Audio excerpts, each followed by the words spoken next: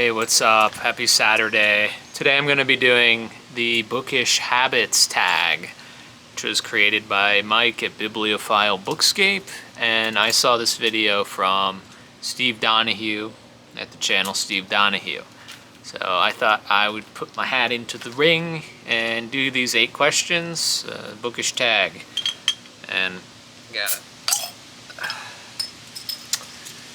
Sapporo, Japanese beer. I don't think it's as good as Kirin, but I think it's pretty good. So, cheers, happy Saturday. And Mike at Bibliophile Bookscape, he was not sure if this was an original tag or not, which I thought was a little concerning at first. I thought maybe a fugue state had happened or something, but no, it turns out he had written this down a long time ago and then forgotten about it, so he wasn't sure if he found it from somebody or he wrote it himself. Just funny, but I'll give it to him. So I got these questions on my phone, and I'm just going to go through them, 1 to 8, and hopefully it's short, but we shall see. So we're going to go under the hood of my Booktube experience. Question 1. Do you film in batches or one video at a time? And to this I will answer, I mostly film at one video at a time.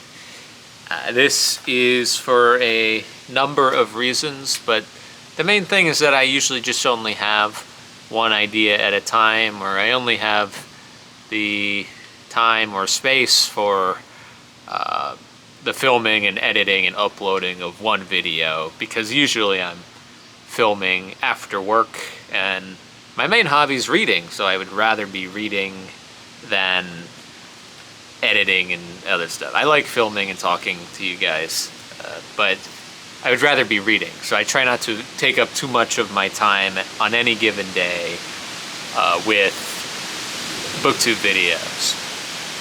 That said, I have in the past done batches of videos.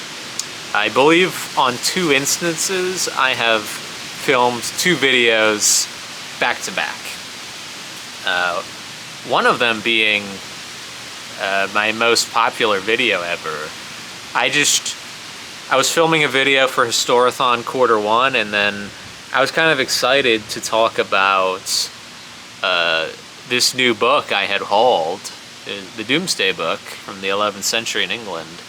And I was like, oh, it's New Year's Eve, I'm not doing anything. I went to dinner with my parents, and then I was home reading on New Year's Eve. I was like, oh, I'll just film more videos. Like, it's literally like 11 p.m. on New Year's Eve, and I'm just gonna film more videos.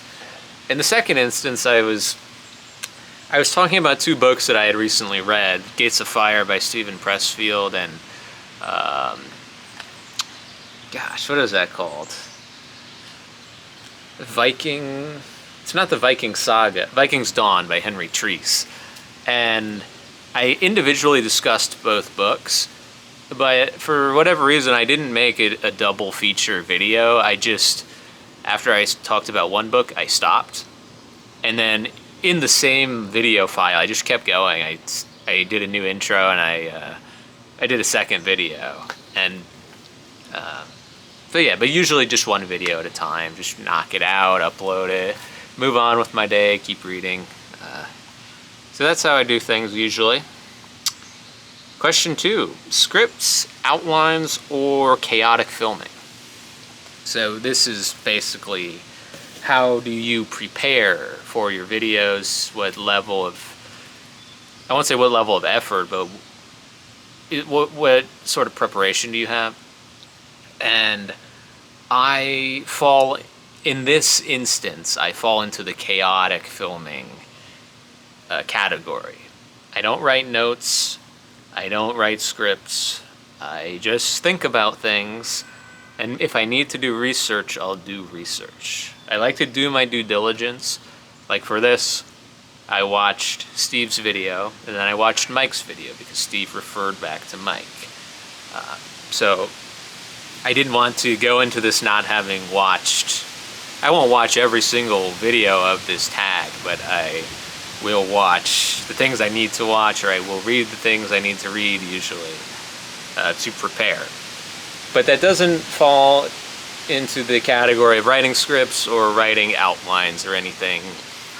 I don't see the need to write a script for a video because, I mean, I align with Steve on this, or I'm just talking to you, or it's not a conversation because you're not answering me here and now. We can have conversations if you email me or you comment on the video or something else. But yeah, if I'm writing a script, it's like I might as well just upload what I've written and you can just read it, and it would take a lot less time. But also, my reluctance to script or outline is not only for that prior reason I just stated, but also because I want to improve my level of speaking.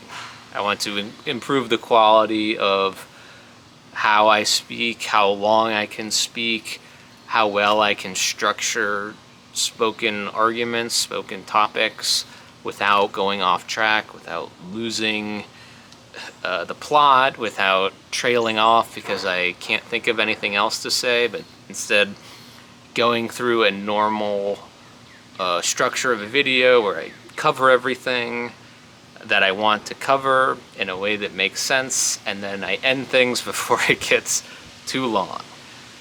So that's also why I don't outline or script anything.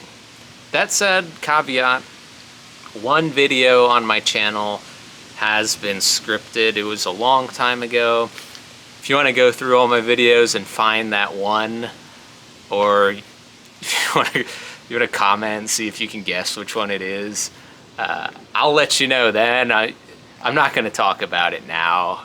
I don't feel guilty about doing that, but it's just not something I'm interested in now.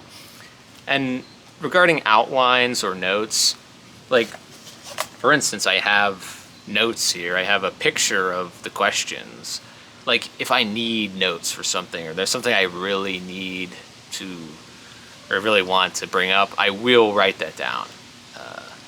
Especially in tag videos or like responses to other people. If I get going, sometimes I'll forget about things, and those things will be very important to the narrative that I'm brewing up here. So in that case, yeah, I will. But typically it's just pop on the camera and film. Question 3, how long do you actually spend filming? Normally, how long I spend filming, you can check that by looking at the video before you click on it. In the bottom right, it'll tell you the elapsed time of the video. That maybe plus 30 to 60 seconds is how long I've spent filming. Except in rare cases, which I will get into in question 7. But normally there's hardly any edits to my videos. It's just camera on, record, talk, camera off. That's it. Maybe a couple cuts if I've really goofed, or if there's a huge environmental distraction or something that will increase the filming time. But usually it's very close to the what YouTube says in the bottom right. So yeah, don't film for too long. Question 4, your editing pet peeve. Now, I thought about this. I don't really have any pet peeves in editing for a normal video. For a normal video, as I said, I've just talked to the camera. There's little to no jump cuts at all. And all I do is I fade in and I fade out at the beginning and the end. And if anything, if I'm talking about a book that I don't have physically, I'll pop that up on the screen. That's really easy. So that's a normal video. No editing pet peeves. My one pet peeve, I guess, is just the waiting. The waiting for the video to transfer from my camera to my computer. to waiting for the video to render once I've finished editing, which editing is cake compared to this, compared to the waiting. I have to wait for it to transfer, to render, then to upload to YouTube. Those are 3 stages of waiting. And by this time, I've already filmed it and edited. Like, I've already filmed it. I'm ready for this thing to upload so I can get back to reading or whatever. Because it's already done in my mind. It's been released from my brain. But then those 3 stages of waiting, it's I won't say it's the worst, but I wish it would go quicker. Not that it doesn't go that quick to begin with. It's just a little annoying. That's my one real pet peeve with editing. I've done some other projects or videos in the past where I've felt the need to edit more, like done a couple skits and a couple etymological videos where I've included a lot of video transitions, audio transitions, things moving across the screen, texts and titles. I don't really like that. I don't really find joy from editing like that, so I've stopped doing that. If I kept doing videos like that, though, I would have a lot more editing pet peeves, I think. But right now I've got a really good, easy system for editing that I like it. It's so easy. But yeah, that was question number 4. Question number 5. I'm considering this a 2-part question, but it says thumbnail struggle or title struggle. I don't think that's an either or, so I'm going to address them separately. We're just going to consider both thumbnails and titles. So struggles with thumbnails for me, I don't have any struggles with thumbnails. The editing software that I use, it's called DaVinci Resolve. There are no advertisements in this video, I'm just giving you my thoughts. DaVinci Resolve has a setting where I put the video in and I'm going through it. At any time I can pause the video and I can export that frame as a high quality JPEG. So like, let's see right now, pretend I pause the video like this. I can upload this as my thumbnail just with a click of a button in DaVinci Resolve, and that's my thumbnail. It's so easy. I don't have to, I used to use the YouTube auto-generated thumbnail, but those aren't as high definition, high quality. So I like to use the DaVinci Resolve exported screenshots. So that's super easy. I think ethically for me as a bookish creator, or just as somebody who's online, I like, for the most part, for my thumbnails to reflect the setting of the video. I hate people who create these. I don't hate people who do this. I'm not talking about any creators here. You know, if you watch my videos, I will call out people or talk about other people when I want to. Here's not this time. But I don't like when I click on a video and the thumbnail is not representative of the video itself. Now there are obvious exceptions to that, where the thumbnail is not something that could be in any video ever. Like, it's clearly like a made-up thumbnail. But ones where it's, I hate feeling deceived when I click on something. And I'll usually click, unless I know the person and I'm like, oh, you got me. But like, I usually click out of the video if you did like a dirty clickbait move. But I know a lot of people don't, and that's just how content creators get their views, is you get people to click and then they're like, oh, sunk cost, I'll just stay and watch now.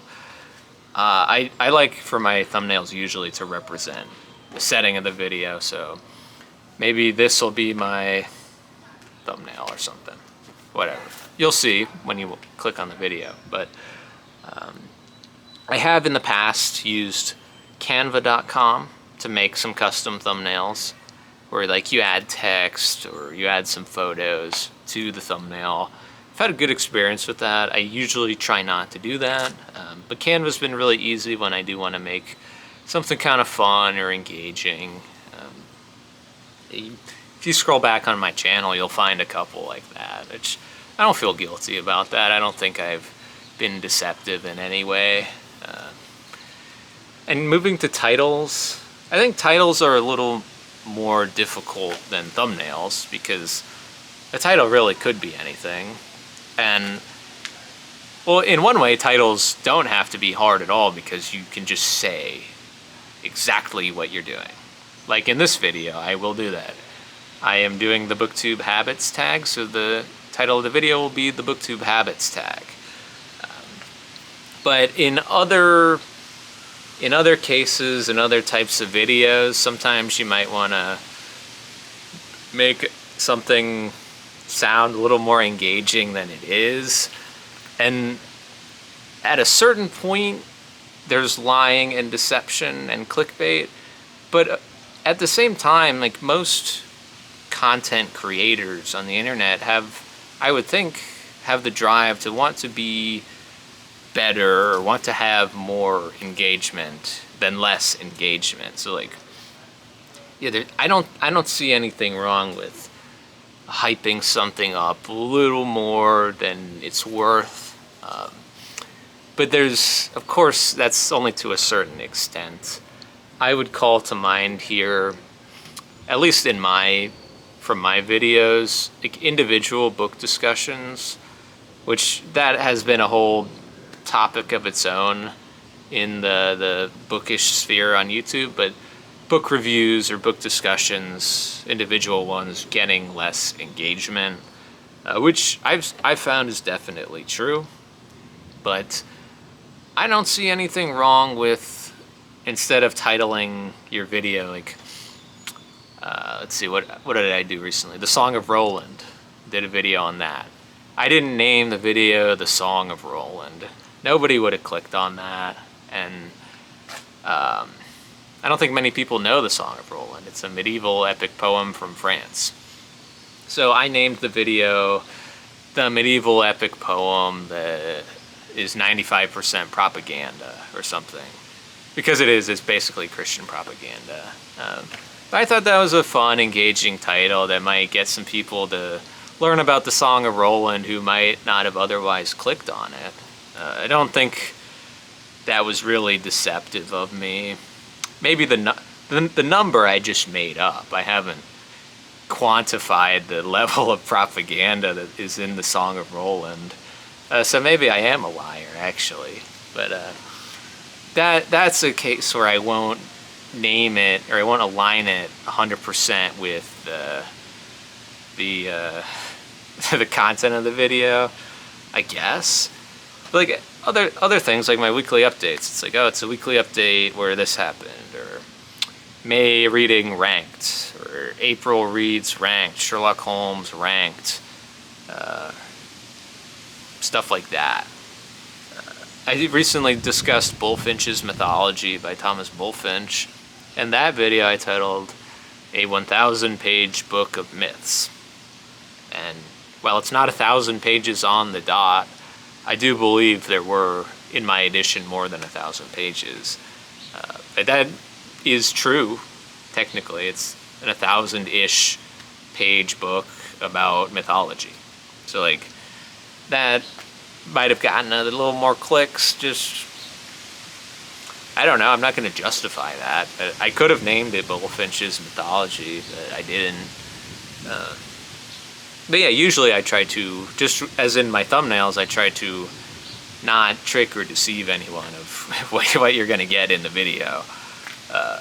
So, yeah, I try to maintain some ethics here. There's no YouTube statement of ethics of how you should. Well, I'm sure they have something, but not about clickbait and expectations for the audience. But I try to maintain some respect myself in that respect. But yeah, those are my thoughts on titles and thumbnails. At least some of my thoughts. That was question number 5. Question number 6, do stats influence your reading choices? And I believe here Mike is talking about YouTube stats, not any stats relating to books or something like that. And I will say for YouTube stats, I see them. I have the YouTube Studio app. I mostly use that app though for responding to comments. I think it organizes it a lot better than just logging onto YouTube on the desktop. I don't have any YouTube on my phone. I don't have YouTube Studio or the YouTube app on my phone because I know I would use it. And one, I don't have data to use. And two, I don't want to spend my time when I have my phone. I try to delete all time-consuming apps from my phone so I don't use it. But that's a different story. But I see the YouTube Studio stats. It's inescapable. They shove it down your throat. They bombard you with numbers, and if something good happens, they're like showering you with confetti and fireworks. And if something bad happens, you get like the red X, and you're like, you are the worst ever. I can see that. It doesn't really influence anything. I just don't care. Like, yeah, as I said earlier, it's cool to do better. It's cool to get more engagement, more clicks, but not at the expense, I think, of becoming a fraud or a slave to the algorithm. I've seen people do that, and I personally don't like it. I don't like to see it. I don't like it for them. If they like doing what they do in order to get more clicks, altering their persona and their content and the way they do things so that they get more clicks, and they like that, more power to them. I don't like that. I've had some videos do better than others, and I like to think that I haven't altered anything or tried to pursue that level of success again so as to repeat and get more and more and more, get more famous, get more money, whatever.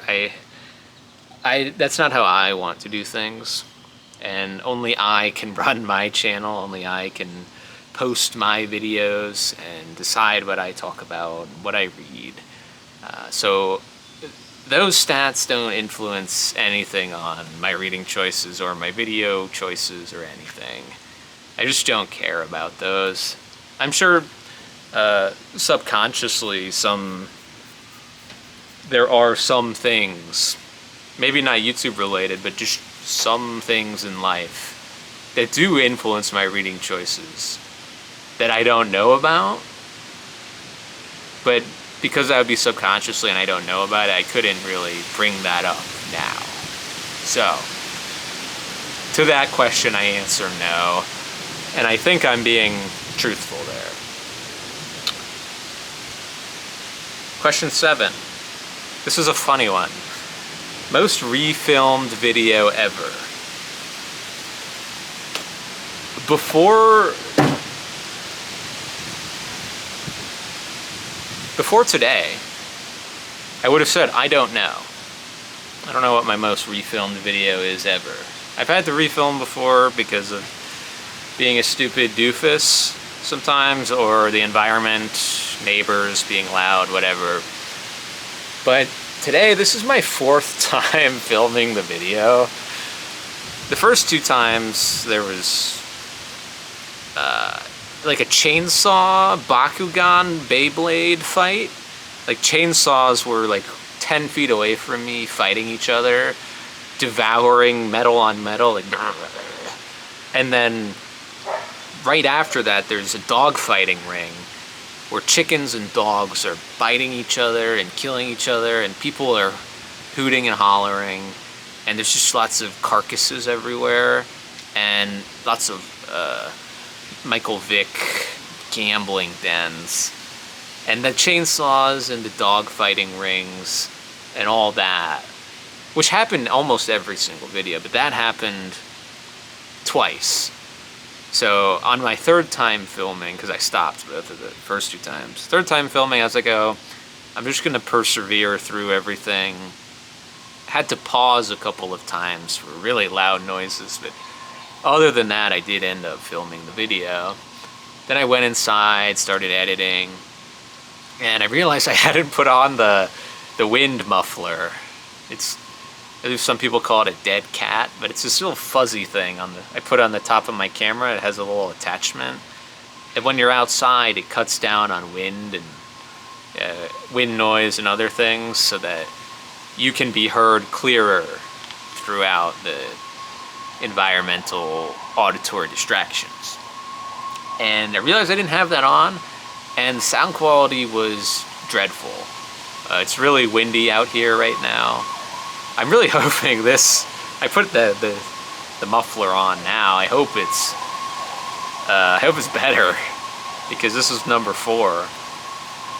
Technically it's only number 2 of a full-length film, but that was a lot more times than needed to film a video. So yeah, here's hoping that this can be the last time. We're already getting some more interference, so I'm gonna try to wrap this up. And question number 8, your comfort video formats. Comfort video format, so like favorite type of video to film, I'm guessing. If you click on my profile and you go to the playlists tab, you will see that I have filmed a wide variety of types of videos. So I won't say that one really stands above the rest. I will say I like talking about less books. Like talking about more books, like 8, 10 or more in one video, kind of strains my bandwidth unless I'm in a real flow state, where then I can just start like rattling things off without any blockage in my mind. But I generally like to talk about less, because it's easier for less books to be fresh in my mind. I can talk about them at greater length, or maybe say more impactful things about each one, because there's more time and my mind isn't flitting back and forth between 100 authors and genres and books, whatever. But within the videos where I don't talk about many books, I'd say probably my favorite or the most comforting is the weekly update kind of video, where I just talk about what I read in the past week, what I'm reading, and anything I hauled in that week. And that's really fun and easy because it's fresh. It's all within the past week, so I know what I'm talking about. I haven't forgotten anything yet, and it's varied content too, so it's not all the same thing. I think from what I've heard, it's fun to watch. I like watching people's weekly updates too. But it differs from the monthly wrap-up in that sometimes in the monthly wrap-ups, like I read something 4 weeks ago and it's not very fresh, or it didn't make a lot of impact on me, but I still feel like I need to talk about it equally compared to the other books. Not that I have to do anything. I don't have to say or do anything. But those are a little tougher for me, just because there's more stuff to talk about and it's more varied. But yeah, weekly updates are fun. If there's a good tag or the questions are easy for me, I like tags. I used to not like tags, but I just wasn't doing or seeing the ones that I wanted to do. Like, I like this one. It's kind of under the hood, behind the scenes kind of thing. It's easy to talk about myself to the camera. So this is fun too. Like rankings. I don't like recommendation lists really, but that's because I've seen so many just clickbait lists on YouTube now that I'm kind of tired of them. If you're truly recommending books in good faith and you're not just using a catchy title to try and get clicks, yeah, I'll watch that. If I can tell you're just being a charlatan in list making, then I'm a little hesitant to click on you or engage with your content. So yeah, those are my answers to the Booktube Habits tag. Once again, created by Mike. and also done by Steve Donahue. I don't know if anyone else has done it yet. I haven't actually clicked through YouTube, but I watched those 2 videos, so I'll link them down below, and I'll link the questions down below as well, in case you want to do the tag. If you do or do not make bookish videos on the internet, consider yourself tagged. I'm not going to tag individual creators today. But yeah, thanks for watching. I hope this was enlightening about my YouTube, Booktube presence. Get to see a little of what I do in the background, or get to hear about it. You don't get to see it. But yeah, happy Saturday, and I'll talk to you later.